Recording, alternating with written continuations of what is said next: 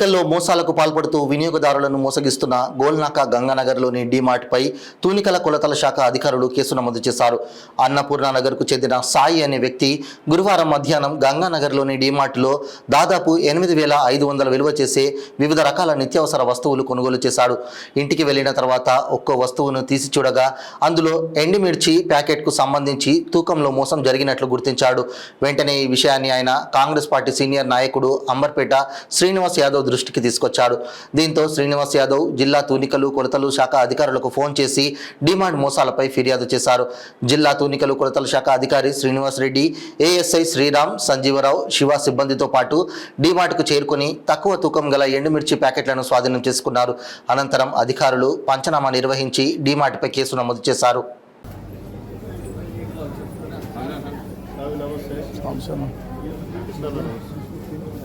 పొద్దున వస్తువులు తీసుకుంటే 100 గ్రాముల మీద అదేది తమ్ముడు వచ్చి వస్తువులు తీసుకుంటే 100 గ్రాముల మీద 500 గ్రాముల పైసలు తీసుకున్నాడు. మ్యానుఫ్యాక్చరింగ్ డిఫరెంట్ అంటే 420 చీటింగ్ అన్నట్టు. సో దీని మీద అడిగితే మనోళ్ళని ఐసీ అట్లనే అవుతుంది, ఏం చేసుకుంటారో చేసుకోండి. మన ఇద్దరు మామూలుగా ఒప్పించారు పిల్లలు. నేను రాగానే అట్లా కాదు సార్, జిఎం వచ్చిండు, 10 మంది ఇన్ఛార్జీలు వచ్చారు ఇప్పుడు హైదరాబాద్.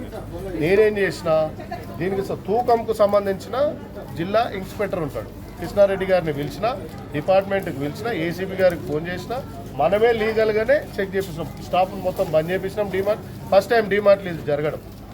సో అన్ని చెక్ చేపిస్తారు ఆఫీసర్లు.